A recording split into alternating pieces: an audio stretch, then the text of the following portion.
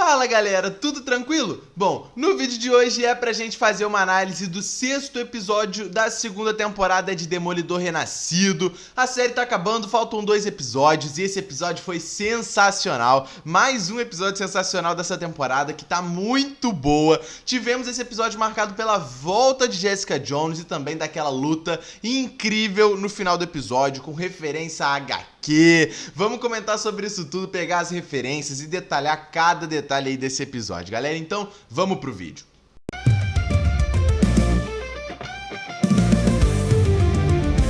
O episódio já começa nos mostrando a luz que nunca morre, que no caso é a da nossa queridíssima Vanessa. A Vanessa infelizmente realmente está morta. Vemos o seu velório, o seu funeral com Wilson Fisk, que não é mais o prefeito Fisk. Fisk agora assume de vez essa forma novamente de rei do crime. Ele já aceitou isso e ele nem vai mais se candidatar para a reeleição de prefeito de Nova York. Como Daniel fala pra Bibi durante o episódio e como a gente já imaginava por todo o contexto. A própria Sheila durante o episódio é já cogitada e chamada pela governadora para se candidatar. A gente sabe que a Sheila vai ser a prefeita de Nova York, pelo menos nem por um tempo que seja interino, né? Ela deve ser a prefeita de Nova York por algum momento, até porque a gente viu isso no trailer mesmo de Homem-Aranha O Novo Dia, onde a Sheila estava entregando a chave da cidade pro Homem-Aranha. Nas gravações da 3ª temporada de Demolidor Renascido, a gente já tá tendo, né, vários holofotes ali com a Sheila sendo a prefeita, então a Sheila deve assumir esse manto do Wilson Fisk, porque ele não é mais o Fisk. A gente vê no funeral da Vanessa ele tendo várias lembranças, ele tendo aqueles momentos ali de memórias mesmo, aonde ele consegue lembrar do seu primeiro encontro com a Vanessa, tudo que eles tiveram, o casamento dos dois, e isso vai mexer profundamente com o Fisk, cara. Ele não quer papo com ninguém, ele não tá nem falando com o Buck, ele não tá respondendo Charles no telefone, ele não tá com papo pra ninguém. E ele assume de vez a forma de rei do crime novamente. No penúltimo episódio, né, e no último, a gente já tinha visto, cara, que sim, o Wilson Fisk já estava tomando muito mais a forma de rei do crime do que prefeito Fisk. Agora ele assume totalmente, cara. Ele, por exemplo, roubou todas as armas do Charles. Armas que não era nem para ficar com o Fisk, era para ter ido lá pra Guiné-Bissau. Mas ele rouba as armas do Charles. Óbvio, o Charles vai ficar puto, vai ligar para ele, vai inclusive atrás da Jessica Jones e vai até conversar com a Marge ali, a governadora. Mas, cara, ele rouba as armas do Charles, dá as armas pra Força-Tarefa e isso já mostra o quanto o Fisk agora está ainda mais vingativo. Ele quer vingança, ele quer a morte mesmo dos vigilantes e é isso que deve acontecer. Vemos então ali o mercenário todo machucado sendo cuidado pela tia ali da Angela Del Toro, né, já que ela é enfermeira, assim como a Claire, mas deixa a Claire pra aparecer em Homem-Aranha 4, né, ela não quis aparecer agora nesse episódio aqui. Vemos então aquele cuidado com o mercenário e a sua sentença. A gente já imaginava que a Karen não iria concordar com o mercenário vivo e com ele sendo cuidado com todos aqueles cuidados ali. A Karen, ela está muito vingativa, ela está diferente não, né? A gente já sabia que a Karen era desse jeito, mas pelo menos para o Matthew, ela está diferente. E ela fala que aquela ali era a sentença do Poindexter, a sua morte. Ele teria que morrer. E vemos também, né, como que todo o arrependimento, a culpa e os pesadelos da Karen também está influenciando isso tudo. Ela fala, né, durante aquela conversa com o Matthew, que ela se arrepende de tudo aquilo ali, ela se arrepende de ter matado o Wesley e que ela tem pesadelos com Wesley até hoje. E já faz muito tempo que ela matou o Wesley, né? Praticamente ele é a primeira pessoa que ela matou e que foi um baque na vida dela. Traumatizou ela até hoje. Ela se arrepende, mas ela vê como se isso fosse de fato o que tinha que ser feito. E é o que ela também pensa do Poindexter. É o que tem que ser feito. O próprio Matthew fala uma frase muito interessante: vingança não é justiça. Eles não podem simplesmente matar o Poindexter para se vingar do Fogg. O Fogg não vai voltar se eles matarem o Poindexter. E é o que o Matthew tenta explicar para ela. Mas a Karen, ela está descontrolada. A Karen, cara, ela quer matar o Poindexter, sabe? Ela quer essa vingança. Ela se descontrola até naquele momento durante o episódio, onde ela bota uma pistola, bota uma arma na cabeça do Poindexter. O Poindexter quer que ela mate ele, porque o cara também tá no fundo do poço e ele entende que essa é a penitência dele. O que ele fez com o Fogg, ele merece merece também ser punido. Ele merece ser morto pela Karen. Ele pede pra Karen matar ele. Ela atira de fato. Porém, quem salva o Poindexter mais uma vez é o Matthew. E a gente vê aquela conversa onde os dois agora brigaram feio, né? A Karen grita com ele e diz que o Matthew ele tá do lado do rei do crime, do mercenário. Coisa que obviamente ele não tá. A Karen realmente está descontrolada, de fato. Muito por conta de tudo que aconteceu na última temporada.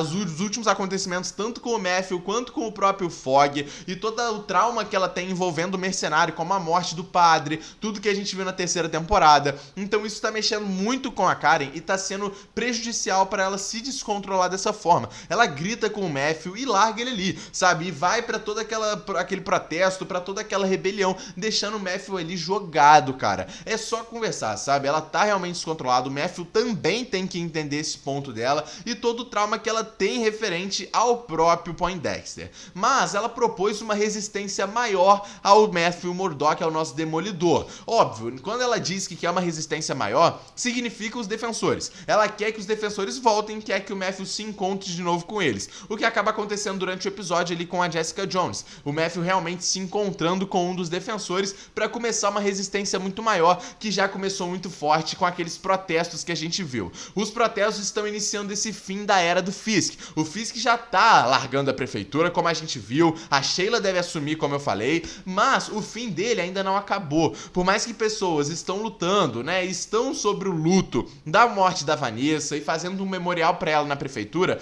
o protesto está muito maior. A resistência, a rebeldia, isso tá muito maior e as pessoas não querem mais isso. E isso mostra realmente esse fim do Fisk após a morte da Vanessa. O que segurava o Fisk tanto dentro do seu mandato, tanto também, né, dentro do próprio Fisk, era a Vanessa. A Vanessa segurava as pontas. Se algumas pessoas ainda não eram revoltadas com o Fisk, era por conta da Vanessa. A Vanessa segurava muito as pontas do Fisk. Se o Fisk era amado pelas pessoas de Nova York, era por conta da Vanessa. E no momento em que ela morre, ele já não liga pra mais nada. Eles colocam aqueles vídeos com as provas, com tudo, cara. Os vídeos com a tia da Angela Del Toro, com as pessoas que foram gravadas, a mulher do restaurante. A Karen coloca naquele projetor em frente à prefeitura, com a mensagem de que eles têm que se rebelar, eles têm que mostrar toda a força deles, e isso também é muito o quanto o Fisk já acabou. O legado do prefeito Fisk acabou, ele já não é mais o prefeito Fisk, o fim dele já acabou há alguns episódios. Desde que a Vanessa foi atacada, ele já não é mais o prefeito Fisk, e agora só concretizou isso tudo. Interessante nesses protestos a gente ter visto, por exemplo, pessoas vestidas de Demolidor. Durante os quadrinhos de Devil's Reign, que é a história que está sendo adaptada agora na série de Demolidor, muitas pessoas se fantasiam de Demolidor e cria mesmo que uma gangue de pessoas ao lado do Demolidor enquanto ele é preso. E a gente sabe que o Matthew Murdock deve ser preso no final dessa temporada. Então, algumas referências e algumas ligações com as HQs mesmo de Devil's Reign que a gente sabe que vai ser adaptado aqui. Vemos então o Daniel com o Bucky e a Bibi e toda a relação da falsidade disso tudo. O que eu digo com a falsidade? O Daniel tá conversando com a Bibi e ela quer mais pontas soltas pra ela soltar no Bibi Report. O Daniel tá muito puto e ele tá também muito mexido com tudo que teve no último episódio. Ele teve que literalmente enterrar um corpo junto com o Bucky. Nunca fez isso na sua vida e isso até traumatizou o coitado do moleque. No seu aniversário com a sua mãe, ele assoprando a vela, o maluco já tava ali mal demais, né, cara? Porém, a conversa que ele tem com o Bucky é muito importante. O Bucky coloca ele no jogo, como eu já falei no último episódio, moldando mesmo essa nova personalidade do Daniel e fala pra ele: você foi escolhido pelo nosso grandão, no caso o rei do crime, você foi escolhido, cara, você é leal a ele, então você tem que honrar com essa lealdade, senão os dois vão ficar fodidos. E é o ponto até que o Daniel fala no final do episódio, né, mostrando a ligação pra Bibi Yurik, a Bibi que quase até rouba um beijo do Daniel, ela que sempre falou que nunca quis nada com ele, talvez fosse até uma jogada também, ou não, até porque ela se mostrou confiável, apagando aquela mensagem mesmo que ela iria mandar sobre a morte da Vanessa, sobre o próprio Fisk não se candidatar mais como prefeito, e ela não manda, então talvez ainda dá pra confiar na Bibi, porém já é tarde demais, cara. O Bucky fala pro Daniel: leva ela pra sua casa no seu aniversário e faz a isca. Você vai contar que o Fisk não vai se candidatar. Se isso sair em algum lugar, a gente sabe que ela é a informante e a gente sabe que ela vai morrer. O Buck já tá com isso, cara. O Buck tá com a Bibi na mira, rapaziada. O Daniel faz a isca e conta pra ela durante ali o metrô que eles vão pegar pra Staten Island, né? Ele conta pra ela e a isca cai muito firme. Só que a gente não esperava que a Bibi seria realmente confiável. Ela vai no quarto do Daniel na casa dele, vê ali o passado dele, vê tudo bonitinho e sente alguma coisa no coração de que não é pra ela informar um negócio que ele contou do fundo do coração dele. Então a Bibi não cai na isca. O Buck obviamente vai ver, né, que não saiu nada disso nas reportagens. Então a Bibi não caiu na isca. Isso pode salvar um pouco a barra dela, mas não por muito tempo. Ela e o Daniel, cara, estão com o olho na rua. E não só de demissão, cara. Eles estão pra morrer, cara. A gente sabe como que o Fisk ele está agora vingativo e ele voltou a ser o rei do crime. A gente lembra, vocês que viram a série de Demolidor, vocês lembram das últimas temporadas de Demolidor. As 3 primeiras temporadas principalmente, aonde o Fisk era oficialmente o rei do crime. Ele não perdoa ninguém. E o Buck também não perdoa ninguém. Ou seja, cara, o fim da Bibi e do Daniel tá muito próximo. Algum dos dois pode sobreviver. E eu chuto que é o Daniel. A Bibi deve ir de vala brevemente e deve até ter essa ligação mesmo com, né, seu próprio tio que morreu pelas mãos do rei do crime. Ela também pode ter esse final. Mas, final que a gente não vai ter é da família da Jessica Jones. Vemos finalmente a volta de Kristen Ritter como Jessica Jones na série, cara. Muito bom. Infelizmente também trocaram a dubladora, assim como fizeram com o Justiceiro, cara, que foi muito ruim ter tirado o Reginaldo Primo da dublagem do Justiceiro. Mas tudo bem, né? Trocaram também a dubladora da Jessica Jones, muito provavelmente porque a sua dubladora já dubla alguém na Marvel também. E essa é a desculpa que a Marvel usa, o que não faz sentido, mas beleza. Vemos a volta da Jessica Jones e ela indo cobrar o Demolidor. A gente viu no começo do episódio que ela sofreu uma invasão na sua casa com a sua filhinha dentro. A gente não viu o pai dela, mas a gente sabe quem é o pai dela, cara. A própria Jessica fala o nome dela durante o episódio e a gente já sabia quem era. Danielle Cage. Nos quadrinhos, sim, Jessica Jones tem uma filha com o Luke Cage chamada Danielle Cage e ela até se torna uma versão do Capitão América feminina no futuro. Quando ela já fica mais adolescente pra adulta, uma jovem, ela se torna uma versão de Capitão América dentro da Marvel. Isso pode acontecer muito futuramente. A gente não sabe o que pode acontecer, né? Ela ainda é uma criancinha. Porém, Danielle Cage é filha do Luke Cage, sim. E a gente sabe que o Luke Cage vai retornar pra terceira temporada de Demolidor Renascido. Pode até retornar ainda no final dessa segunda, mas com certeza ele é o pai da Danielle. Por que ele não estava em casa, a gente não sabe. Mas ela sofreu uma invasão dentro da sua própria casa com a sua filha dentro. Se não fosse a Jessica Jones salvando o dia e matando todos aqueles agentes, ela poderia ter sido morta. A sua filha, no caso, né?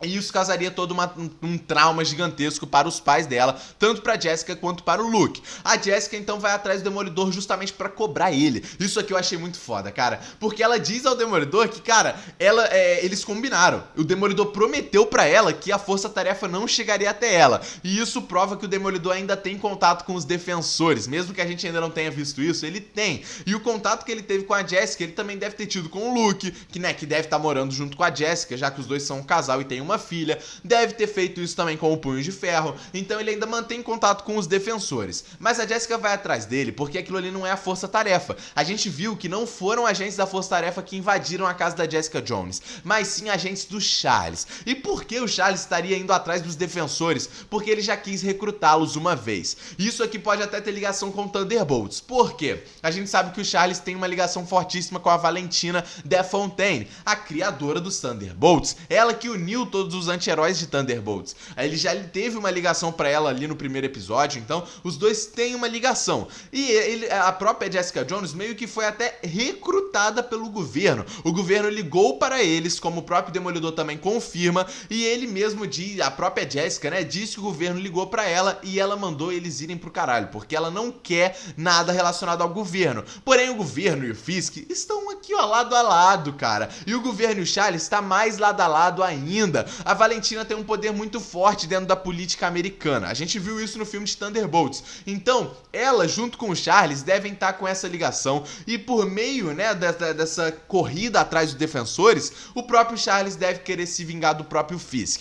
A gente sabe que o Fisk sempre quis matar os vigilantes, principalmente urbanos de defensores. Então, se o Charles fizesse aquilo ali primeiro, iria dar uma pedra no caminho do próprio Fisk. Ou seja, além de mostrar uma força maior do Charles, poderia mostrar pro Fisk que o que ele lutou a vida inteira pra fazer, o Charles fez em 2 segundos ali com os seus agentes. O que obviamente não aconteceu, porque a Jessica matou todo mundo. E então também durante aquela conversa, a Jessica revela que após ela ter tido a Danielle, né, a sua filhinha, com o Luke Cage, ela perdeu um pouco dos seus poderes. Isso aqui é permanente? Provavelmente não, né? A Danielle ainda é muito bebê, é muito criança, então provavelmente a Jessica Jones ainda tá passando por essa transformação no seu corpo, né? Ela não estava acostumada pra ter uma filha assim do nada, então o seu corpo ainda deve estar em um tipo de transformação. Ela ainda tem os seus poderes, ela ainda usa os seus poderes, mas eles estão um pouco mais fracos. Lembrando até uma crise existencial do Homem-Aranha do Tobey Maguire, né? Que ele também perdeu os poderes por um momento, e isso pode ser até psicológico, até porque a sua família tá correndo perigo por aqueles agentes do Charles. Mas os dois então botam pra quebrar e a gente vê aquela porradaria gigantesca do cacete, cara. Que porradaria foda aquela ali, cara. Nossa, muito bom. A gente vê de novo os Defensores Unidos, não todo mundo, né, mas principalmente Jessica Jones com o Demolidor, eles descendo o cacete nos agentes da Força Tarefa e tentando impedir aquelas armas do Charles de irem para a Força Tarefa. É o que os dois estão tentando impedir e protagonizam uma cena de luta absurda. Muito bom a gente ver a volta da Jessica Jones, descendo o cacete em todo mundo, ela que não perdoa, ela mata mesmo, tá? Igual ela fez com os agentes lá do Charles, ela mata, diferente do Demolidor. Mas ainda assim foi uma luta muito boa dos dois juntos e que cena absurda. A gente tava sentindo saudade disso aqui e foi muito bom. Vemos também ainda durante o episódio ali, após isso tudo, a Heather Glenn junto com o Bucky, ela roubando um brinco ali da Vanessa, talvez até pra se lembrar da Vanessa e até porque ela tá conturbada ainda da cabeça por causa dos traumas com o Muso. Então ela aplica todo o trauma que ela tem no Bucky. Não, talvez não seja uma cena muito boa para os dois. O Bucky pediu pra ela fazer aquilo ali, ela se sentiu à vontade e largou todo o seu ódio que tinha do Muso no Bucky. Ela saiu sem falar mais nada com ele. Ela tá esquisita, tá com muito trauma, tá com problema psicológico, então ela pode nem ter gostado do que ela fez com o Bucky, ou pode ter achado que o Bucky fez aquilo ali pra um tipo de abuso com ela, ou algo assim, afrontar ela. A gente não sabe o que vai passar na cabeça dela, né? Mas ela largou o Bucky ali e a relação dos dois está também ficando um pouco mais quente, né? Os dois estão tendo uma relação melhor. E isso aqui pode realmente aflorar um pouco mais ainda daqui pra frente, a gente vê isso aqui acontecendo. Ainda falando sobre o Charles, a gente viu o encontro dele com a governadora, mostrando que sim, os dois têm uma relação bem próxima, ou pelo menos já tiveram. O Charles, né, é um cara muito influente na balsa, no porto, então talvez a governadora também não seja tão santa assim, porque o maluco é um traficante de armas envolvido com a balsa de Nova York. Então, ó, talvez ele a Marge também não seja uma pessoa tão boa. Mas o porquê que o Charles está ali? Pura vingança pelo Fisk. O cara tá querendo se vingar dele de todas as formas, acabando com os defensores, coisa que o Fisk nunca conseguiu, e o Charles também não, mas ir atrás da governadora é o melhor plano que ele pode fazer, até porque o que ele quer, ele consegue. O Bucky vai avisar pro Fisk depois no episódio que a governadora não está mais do lado do Fisk. Vale lembrar que ela só se aliou ao Fisk por conta da Vanessa, então a morte da Vanessa também impacta nisso tudo. O Fisk liga pra isso? Ele tá cagando, cara. O Fisk tá cagando pra prefeitura, ele nem é mais o prefeito. Ele agora é o rei do crime só, entendeu? Ele tá cagando pra governadora, pro Charles, e ele, se quiser, mata todo mundo. E é o que deve, inclusive, acontecer, né, cara? Ele deve matar todo mundo ali, de fato. A gente viu, então, mais no final ali, né, com aquele protesto, com tudo aqui, a grande luta do século. Eu vou falar dessa luta do século agora, rapaziada. Por quê? A gente vê aquela luta impecável entre Demolidor e Wilson Fisk, que, cara, sensacional. Já haviam falado, né, que iam ter uma luta no mesmo nível da luta final da terceira temporada, e se eu, né, não for idiota, é essa luta aqui. É o mesmo nível? É melhor do que a da terceira temporada? Na minha opinião, não é melhor. Chega num nível bem parecido e a gente teve uma luta de fanservice absurda, cara, que luta sensacional. Primeiro começa com o Matthew indo só se encontrar com o Fisk, encontro esse que não acontece, ó, há muito tempo. Há muito tempo a gente não tem o Fisk se encontrando com o Matthew. E como a gente viu, se fosse ainda o prefeito Fisk com a Vanessa viva, talvez um acordo entre os dois poderia acontecer. É o que o Matthew queria, um acordo. Eu saio de Nova York e você também sai. A gente para com essa merda. Você para de matar pessoas inocentes e deixar a gente em risco. E eu também. Acabou. Você sai de Nova York e eu também saio. A gente nunca mais vai se ver. Não é o que o Fisk quer. O Fisk, então, fica muito puto após o Matthew citar o nome da Vanessa, e claramente os dois iam cair na porrada. Não é o que o Matthew queria, mas é o que o Fisk queria. O Fisk então desce a porrada no Matthew, e a gente vê uma cena muito simbólica, a porrada na parede. Na terceira temporada a gente teve aquela luta incrível e icônica no final do episódio, né, no final da terceira temporada, do Matthew acabando e estraçalhando o Fisk atrás da obra de arte da Vanessa, a parede, ali onde ficam aquelas marcas de sangue. Parede essa que o próprio Fisk, a obra de arte, né, que o Fisk levou para a sua casa, levou para o seu porão e guarda como até uma memória da Vanessa. E a gente vê, né, naquela parede, nessa obra de arte, ainda as marcas de sangue da luta dele contra o Demolidor na terceira temporada. E o que ele faz com o Matthew? Ele revida essa cena. O cara enche o Matthew de porrada até o sangue do Matthew ficar também cravado na parede. Cara, é uma cena simbólica, é uma cena muito simbólica, mas que protagonizou a luta perfeito. O Matthew então não abaixa a guarda e também vai pra porrada. Ele começa a descer o cacete então no Rei do Crime. A gente vê uma luta muito boa. Que coreografia de luta foda. A gente tava precisando de uma luta do Fisk contra o Matthew novamente. E também fanservice de quadrinhos. A gente já começou com a cena dos dois se encontrando com uma capa de quadrinho muito foda, que é o Fisk com a sombra dos chifres do Demolidor no seu rosto. Isso aqui é uma capa de HQ do Demolidor que foi trazida pra essa cena aqui e ficou fantástica. Fora também a melhor cena da luta, o Demolidor prendendo o Fisk ali com os seus bastões, né? Ele prendendo o Fisk com o seu bastão e dando uma joelhada no seu rosto. Isso também é uma capa de quadrinhos, inclusive da saga de Devil's Reign, que tá sendo adaptada agora em Demolidor. Mais um fanservice, mas cara, mais uma cena idêntica aos quadrinhos. Eu acho muito foda quando eles recriam capas de quadrinho, e foi o que foi feito aqui 2 vezes nessa cena, o que dá um peso ainda maior pra essa cena e que terminou do jeito que a gente já imaginava, né? Os dois muito fudido, o próprio Fisk acabado, e é o que ele queria. Ele tava precisando de uma luta dessa. Pô, o maluco matou o médico como se não fosse nada, sabe? Foi a concretização de que ele voltou a ser o rei do crime matando o médico. O médico só queria dar um abraço nele e ele matou o médico, sabe? Por nada, porque ele voltou a ser o rei do crime. E ele precisava dessa luta com o Matthew e foi sensacional, cara. Luta maravilhosa, muito bem feita e que tem um impacto simbólico gigantesco, com cenas lindas e que, pô, realmente, parando, né, pra analisar, é num nível bem perto da luta da terceira temporada e que acabou com o Matthew indo embora. Mas pra onde ele vai? O que ele vai fazer? O Fisk até questiona ele: você não pode me prender. O próprio Matt Murdock, né, o Demolidor, já prendeu o Fisk 2 vezes e não aconteceu nada, não dá em nada. O Fisk sabe que não dá pro Matthew simplesmente prender ele, não vai dar em absolutamente nada, não vai adiantar absolutamente nada, e sabe que o Matthew não vai matar o Fisk. Ele pergunta: o que você vai fazer? E o Matthew vai embora. O que isso quer dizer? O Matthew vai levar alguém pra matar o Fisk porque ele não mata? Negativo, né? O Matthew já lutou aí com o próprio mercenário porque não queria que ele matasse o Fisk. O que ele foi fazer pode ter ligação com a Karen, porque a Força Tarefa precisa arrumar um jeito de matar aqueles protestantes, e é o que o Power começa fazendo, matando o Sargento Sanders. A gente viu o sargento, né, que foi até como um Judas pra Força Tarefa, ele que deu o cartão da Força Tarefa para a Karen e para o Demolidor, foi morto porque o Power descobriu que ele era o falso, ele era o informante dentro da Força Tarefa, e ele bota a culpa da morte do Sanders em quem? No protesto e nas pessoas que estão protestando, falando que eles mataram o Sanders. Ou seja, a Força Tarefa agora tem poder bélico autorizado para atirar em quem atacar eles. Então vai ser um massacre, né, com esse protesto aqui.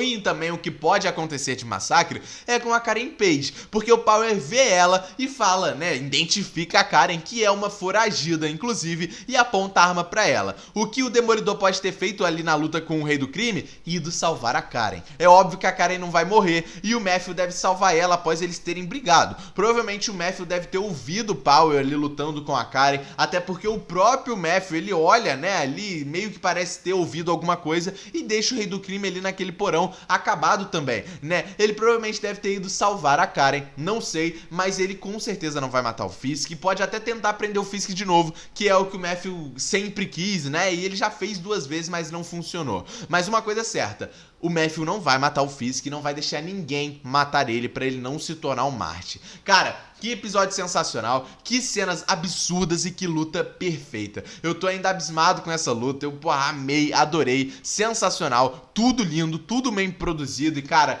a gente tava precisando da volta da Jessica Jones e dessa luta do Fisk com o Matthew, cara. Quanto tempo, desde a 3ª temporada que a gente não tem uma luta do Fisk contra o Matthew e graças a Deus a gente teve, foi lindo de ver. Comenta o que vocês acharam desse episódio, dessa luta, da volta da Jessica Jones, deixa o like no vídeo, se inscreve no canal, tamo junto e é nóis rapaziada!